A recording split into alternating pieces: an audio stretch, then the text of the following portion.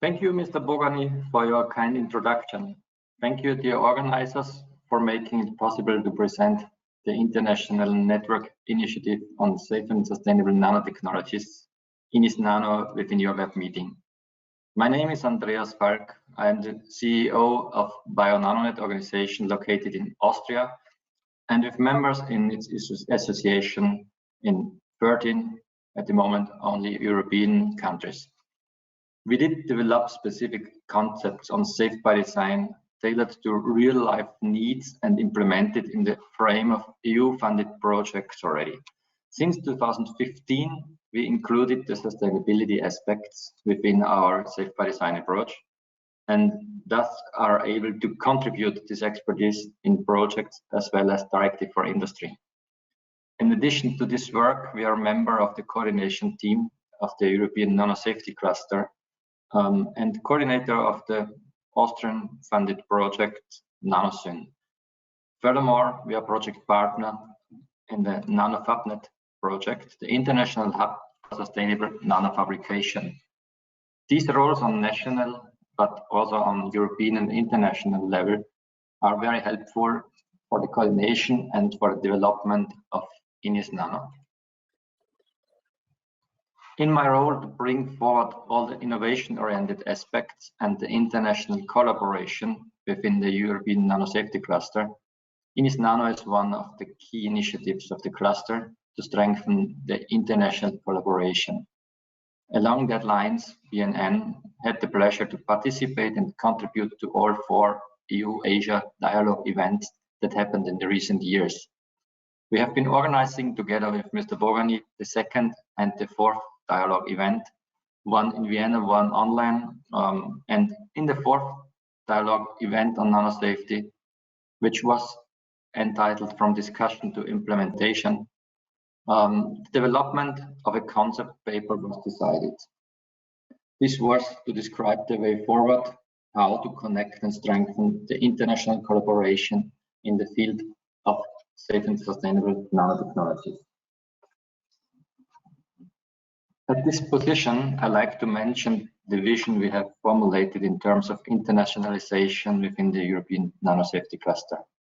Thus, a sustainable connection based on that international collaboration shall be established to expand the common knowledge base for materials of regulatory significance, to support the needs of various stakeholders, including regulatory bodies and, of course, also of industry. This vision was one of the cornerstones in the context of developing the INISS-nano concept paper. 2 names shall be mentioned in this context, as they initiated this initiative and prepared the floor for growing this initiative. The one, Georgios Katalagaranakis, is now retired, and in his role at the European Commission, he was one of the initiators of all these collaborative actions. On the other hand, Ali Baitolahi from Iran Nanotechnology Innovation Council.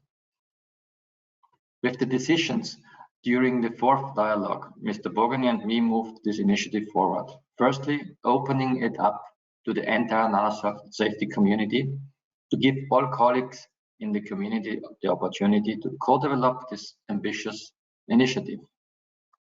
Furthermore, strong contributions came from colleagues from the Asia Nano Forum, and additionally, support came via project workshops related to the nanosafety cluster, specifically to mention the Savitoma workshop and the NanoFabNet workshops. By this, the group of contributors could be broadened and expanded. In the meanwhile, after 2 virtual meetings and several working hours of the contributors, the concept paper could be prepared.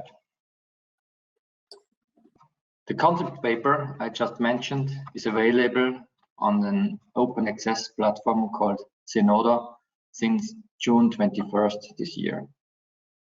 Thus, everyone has access and is able to contribute to the concept paper. In the next few slides, I'd like to present in short about the concept, its goals, added value, action fields and ideas for organizational structure, as well as the next steps we are envisaging. First, point out the goals.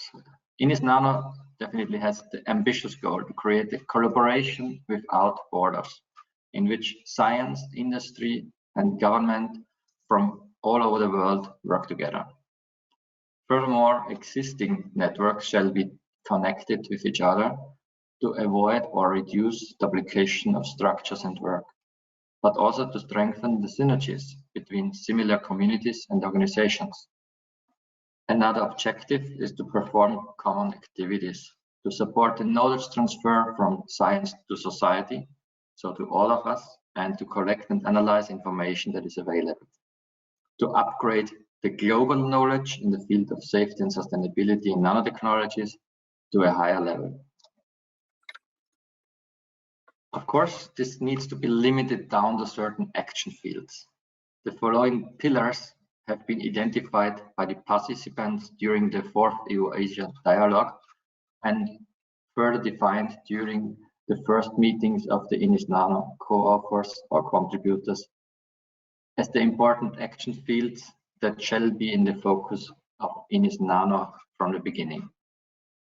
First is the harmonization and standardization. It's a key part, and in this chapter, a key part is the support to standardization. For example, in characterization. Furthermore, capacity building to improve the efficiency of knowledge transfer towards standards. To inform various stakeholders about gained knowledge and to enable its consideration for further use to potentially harmonize methods globally and thus to support testing guidelines and standards. The second part in that chapter of harmonization and standardization is dedicated to the implementation of the safe and sustainability by design concept and outlining the demand for a globally harmonized approach in that area. Nanofabrication, and in that sense, the NanoFabNet, as it is the international hub for the sustainable nanofabrication, may play a major role for that along all the actions of INISS-nano. The second pillar is the support for industrial understanding. Within the scope of INISS-nano, to support developing a socially responsible framework globally, an important action field was identified to support the industrial understanding. The items discussed in that pillar shall help to overcome issues for industry and thus in the long run also for all the consumers in society, like for example in consistent measures and mechanisms between regions, different levels of trust, labeling issues, and of course data access. We included in the concept paper already cases, for example the NanoQ label from Thailand, to get a glimpse on current available experiences and to clearly state that we are not starting from scratch, but can build on already some approved or highly relevant cases. The third pillar, I think in collaboration terms also a very important one, is the sharing of resources and infrastructures. A core aspect of the collaboration, of course, is the sharing itself, which means to make more out of the same. On the regional level, for example, within Europe or within a specific country, such collaborations already exist. However, INISS-nano shall add value beyond that line. A consistent systematic approach might be developed together with experienced organizations and supported by a platform that already envisages a global interaction. For example, there are some specific calls in Europe which might be useful also to bring forward INISS-nano. The fourth pillar, and it's very clear stated here that it's not a kind of listing the one after the other in terms of relevance. It's that all of these pillars are definitely relevant and should be treated in the same level. The fourth one is ethical aspects. At date, it's the final pillar, but there can come furthermore pillars during the commenting phase or later on. The global focus of INISS-nano is addressed in this pillar from different angles on the one hand, spanning across items, for example, workers and consumers in developing countries, exporters facing different legal situations when crossing borders, implications for the public perception. For example, what is the influence of fake news on the society and their handling of their technologies? And stating what INISS-nano could contribute to overcome these issues. Any comments to the action fields or the pillars are more than welcome. Furthermore, the nano safety dialogue events shall be continued and be the place to, on the one hand, to discuss the output generated so far, to evaluate the progress, and to define a kind of international nano community roadmap for the mid and long-term implementation of these actions. These actions should add value, which means the concept paper describes on the one hand the pillars, on the other hand the goals, and of course also the added value of INISS-nano. Based on the identification of gaps and bottlenecks, INISS-nano shall add the value to overcome these and to enable initiatives and common activities, for example, joint funding programs, research projects, exchange programs for students, data sharing, or sharing of common infrastructure. Along that line, INISS-nano will gain synergy effects with and for existing resources. It is envisaged that supporting harmonized understanding and applying to the safety and sustainability in nanotechnologies will create a win-win situation for all involved organizations, for initiatives, networks, and finally, we want to benefit the society. Furthermore, INISS-nano will add value by creating bridges to and in between highly specialized communities and organizations. Here you see like the metrology organizations that are listed there, but that's not a taxative listing. It's just to name a few, and we would be more than happy to hear from you more inputs on this side.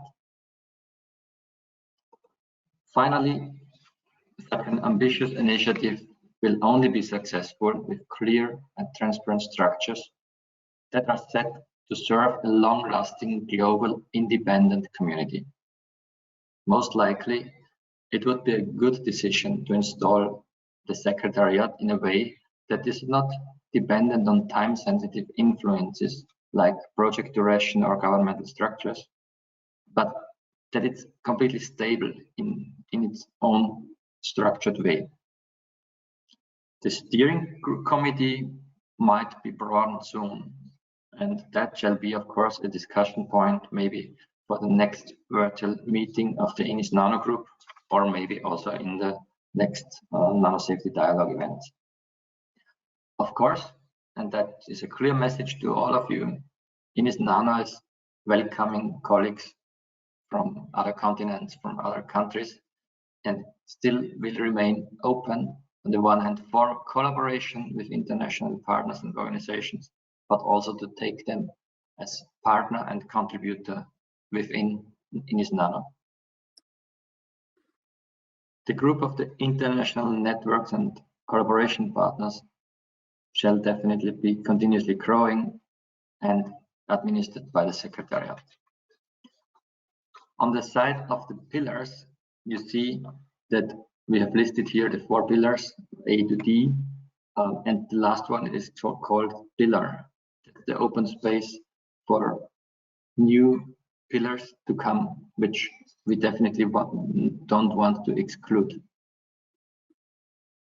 In each of the pillars, focused experts for specific areas will collaborate, organized by the Secretariat for specific work items that are initiated within, for example, dialogue events, workshops, or steering committee meetings.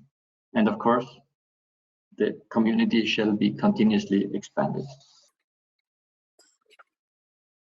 The next step, definitely important. We opened the commenting phase already in June. Great comments have already been submitted, and we kindly invite all of you to read the concept paper and be critical. Let us know your opinion, comments, remarks, questions. Whatever input is welcome. Please send it to, you see my email address here, as soon as possible, but no later than August 17th. Your inputs will then be incorporated, and an updated version of the concept paper will be prepared and firstly circulated in the group of the steering group or steering committee and the co-authors, definitely before the next meeting. The next meeting, as I mentioned, from the INISS-nano team will be held on 1st of October, 12 AM Central European Summertime. A very important point is to say thank you very much. Thank you, on the one hand, to the NanoSyn project funded by the Federal Ministry for Climate Action, Environment, Mobility, Innovation and Technology, represented here in the meeting with Alexander Pogány. Again, thank you very much to the NanoFabNet project, which is funded by the European Commission. Thank you to our colleagues from the Asia Nano Forum and the EU Nano Safety Cluster for the valuable contributions so far and the great collaboration. Once more, thank you to the organizers for inviting us for this presentation. Thank you to all you have listened to this talk. And finally, thank you, Alexander, for the great collaboration up to now. From this point, I want to hand over again to Alexander, and thank you again for listening. Bye.